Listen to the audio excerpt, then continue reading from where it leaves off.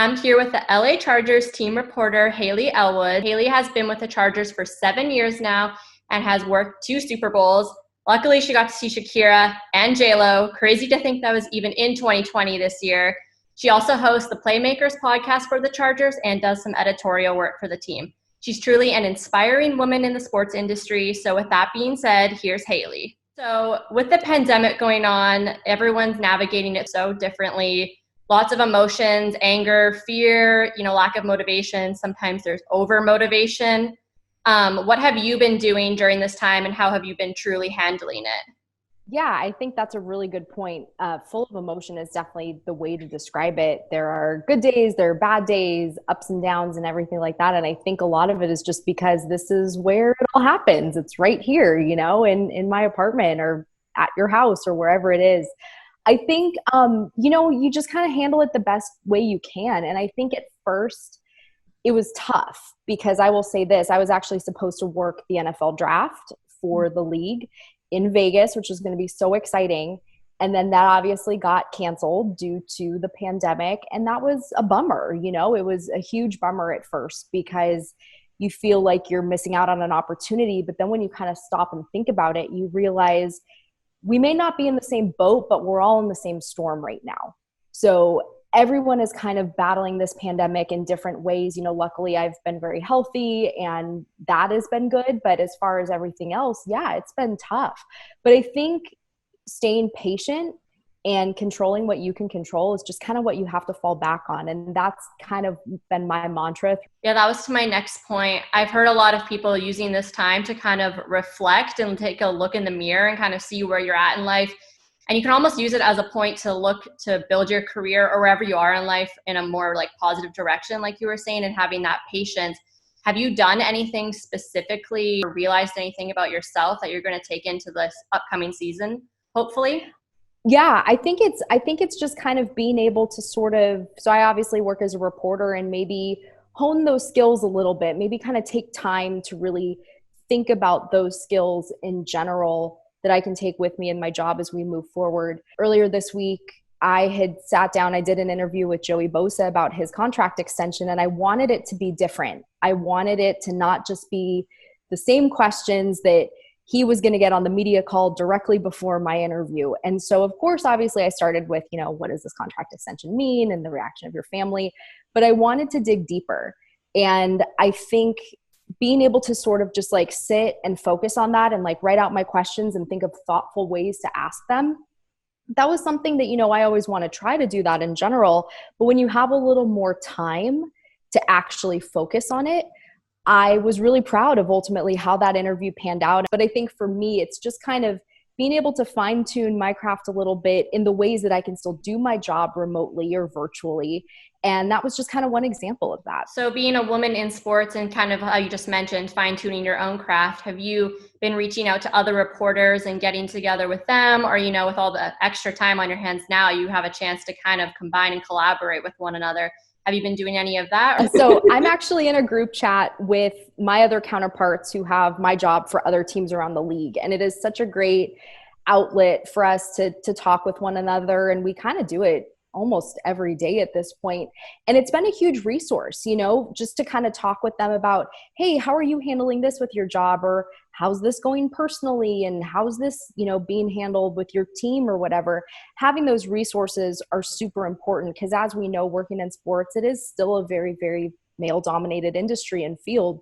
But when you find those women and you can talk to those women and rely on those women, it's extremely helpful. So now that you have your group of women to go to, you also posted the other day that your mom just came into retirement of 35 years being in the industry, and that runs in your family. Yes. You probably grew up being in the newsroom a lot with your mom and your dad. What does her retirement mean to you, and how has she been helping you going into your career? And then now during a pandemic, she's probably been a pretty big rock for you. What does that mean to you?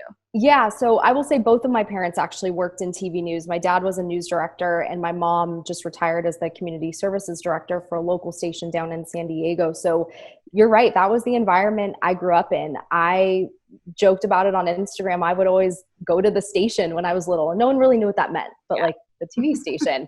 I thought my parents had the coolest job when I was a kid. I remember being in school And, you know, you'd have to like say something fun about yourself in class. And mine would always be, oh, my parents work for a TV station. It was never about me. I just always thought what they did was so much cooler. But I will say, in regards to the work that both my mom and my dad have done, it's just been incredible to watch them. And, you know, it's a job that takes a lot of your time. You know, there can be breaking news. We're obviously on the West Coast. I remember when 9/11 happened, the phones were ringing off the hook at, what was it, 6 a.m., 5 a.m., 6 a.m. our time. So they've been great resources throughout my whole career, but definitely in this time too, because they get it, you know, and not everyone understands this industry and can understand ins and outs and challenges of it. But to be able to always sort of talk to them about good things or bad things, it's super great to have them as resources, even though they are so close to me as my parents. But to be able to have that sounding board is something I will never take for granted, for sure.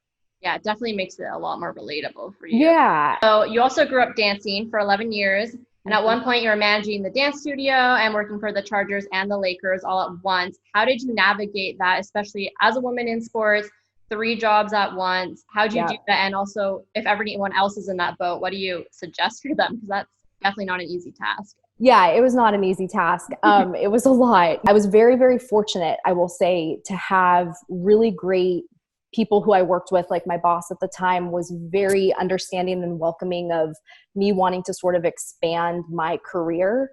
And she, you know, allowed me to kind of take classes on the side, like go back to school in a way at this local junior college and take broadcast classes. And I was working part-time for the Chargers. I started with them in 2014.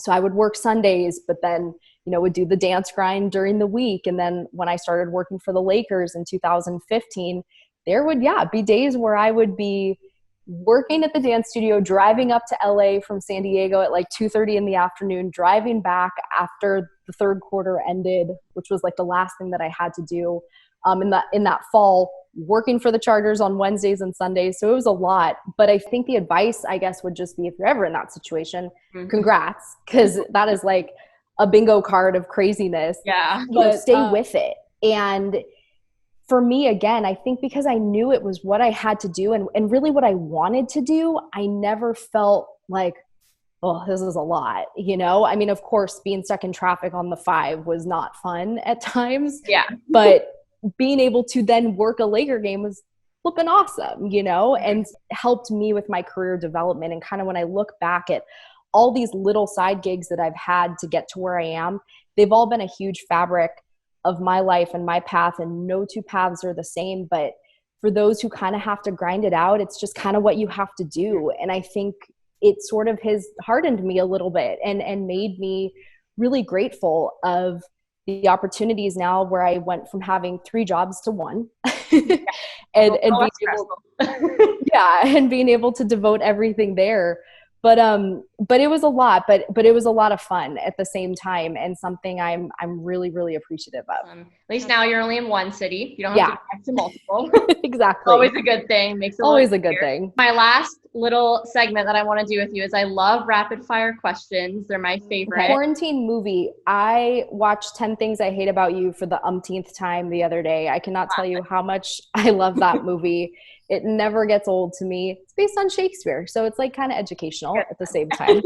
I haven't really been watching a lot of Netflix, but I will say, like, in terms of like series, I default to Comedy Central and the Food Network. Those are like my background channels when all the choices, you know, when now we have sports back on and we'll watch some games and things here and there. But The Office, I actually just tweeted the other day, like, I honestly wonder how many times Comedy Central has restarted the whole series during this time, because they just did it. And I swear it's been like 7 times, like in this 5-month period. What's been the favorite food that you've cooked during quarantine? I made really good brisket, like in the slow cooker the other day, which I think I got the recipe off of, I'm looking at it right now, the Defined Dish. It's really good. And the marinade was so random. Like, I'll just read it. It's Dijon mustard, tomato paste, coconut aminos, beef broth. It's like all these random flavors, but that brisket has been so good. Really good. Sounds good. I'm going to look that up after. That. Sounds delicious. Thank you so much for sharing. Your time is very much appreciated. And I wish you good luck this season. Hopefully, cross our fingers that there is a season. Yeah, thank you so much for having me, Lauren. Really Yep. appreciate it.